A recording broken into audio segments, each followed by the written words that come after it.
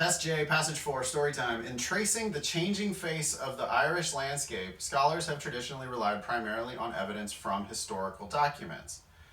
You know, that's fairly straightforward. Um, that's a good way to do history, look at historical documents. However, it says, such documentary sources provide a fragmentary record at best. Okay, so we're bitching about the written record. If we're going to try to trace the changing face of the Irish landscape, whatever that really means, you can't just look at the documents. The documents are incomplete. Reliable accounts are very scarce for many parts of Ireland prior to the 17th century, and many of the relevant documents from the 16th and 17th centuries focus selectively on matters relating to military or commercial interests. Okay, so if you want to know the history of the rolling hills or whatever, you can't just look at documents because we go back far enough, there aren't any documents. And the documents that do exist are talking about, military or business shit, and they're not talking about the rolling hills. All right, I get it. I totally understand the first paragraph. Now, they haven't told us what we should look at. All they've done is told us, well, you can't just look at the documents. So the question here is obvious. Well, what do you want me to look at then? If you're not asking that question after you've read the first paragraph, I don't think you've read the first paragraph carefully enough. They have an agenda here. This document exists for a reason. Why does this document exist? Well, they've got to be about to tell us other things that we should look at if we want to learn about the historical evolution or whatever of the Irish landscape. Making a prediction about what's going to come next makes it easier for me to understand it when it comes. Okay, I'm engaged now. Second paragraph says, studies of fossilized pollen grains preserved in peats and lake muds provide an additional means of investigating vegetative landscape change. And see, it's exactly what I predicted. Now, I don't know anything about fossilized pollen grains or, peats and lake muds. I don't know anything about that. But pretty clear, the documents are incomplete. Hey, you know what you could look at? Fossilized pollen grains. Oh, really? What do those fossilized pollen grains do for us? Details of changes in vegetation resulting from both human activities and natural events are reflected in the kinds and quantities of minute pollen grains that become trapped in sediments. Interesting. Not only can it tell you about natural events, which seems pretty obvious because pollen is like a natural thing, but you can learn about natural events. I'm thinking like earthquakes or volcanoes, or just storms or droughts or something like that. But you can also learn about human activities. Okay, so my question then is, oh really, human activities? How do you learn about human activities from the pollen record? And then I start to think, oh well, if they were farming or something, then maybe you'd be able to detect that from the specific pollen record.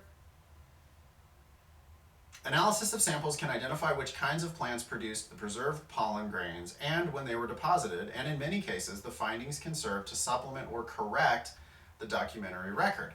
So now I'm thinking, okay, so I have this document from the early 17th century, and it's like business matters. Maybe the business matters involve farming. In fact, they almost certainly do involve farming. Oh, but they could be incomplete or they could be incorrect, and I can use the pollen record to check. Hey, can you guys be careful about your mics, please? We got a lot of people here, so just make sure you're muted, unless you're asking a question. Okay, for example, analyses of samples from Luff, whatever, who cares, Luff, in County Down have revealed significant patterns of cereal grain pollen beginning by about 400 AD.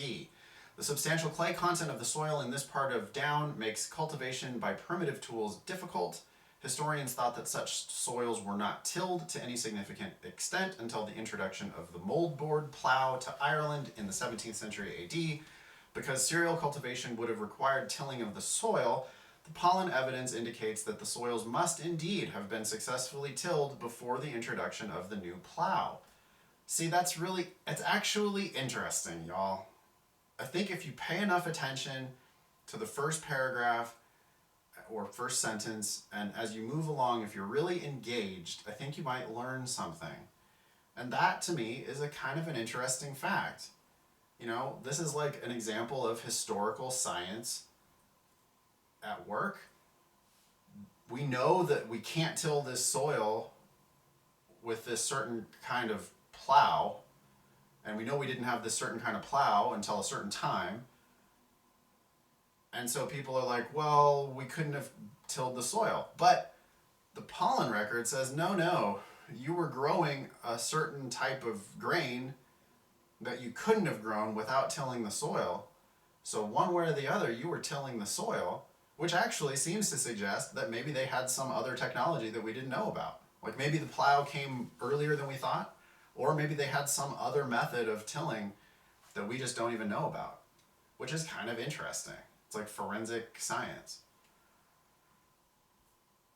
Another example concerns flax cultivation in County Down, one of the great linen producing areas of Ireland during the 18th century. Okay, tell me about it. Some aspects of linen production in Down are well documented, but the documentary record tells little about the cultivation of flax, the plant from which linen is made in that area. Okay, so what can the pollen record tell us?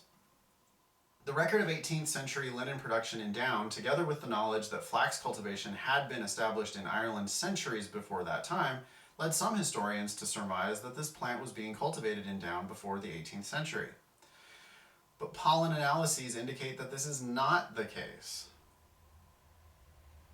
Flax pollen was found only in deposits laid down since the 18th century. Okay, so even though we did have flax in Ireland before then, we did not have it in this one part of Ireland, which we were able to learn from the pollen record. Last paragraph.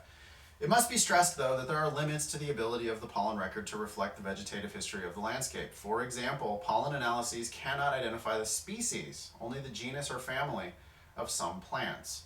Among these is madder, a cultivated dye plant of historical importance in Ireland. Madder belongs to a plant family that also comprises various native weeds, including goosegrass. If madder pollen were present in a deposit, it would be indistinguishable from that of the uncultivated native species. Okay, wrap it all up. What's the main point of this passage?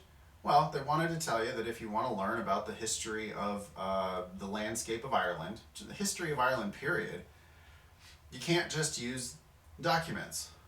You can also use the pollen record. They give a couple examples of the pollen record being used to learn new things about the history of Ireland. And then in the last paragraph, they sort of temper their enthusiasm for this by saying, well, you know, it's not perfect. Certain species are indistinguishable from others in the pollen record. Madder being an example of that. You can't learn anything about madder because your results are going to get confounded by the native goosegrass. But they're pretty thumbs up, right? They're enthusiastic about the idea that we can learn more if we also include the pollen record into our historical research. That's it.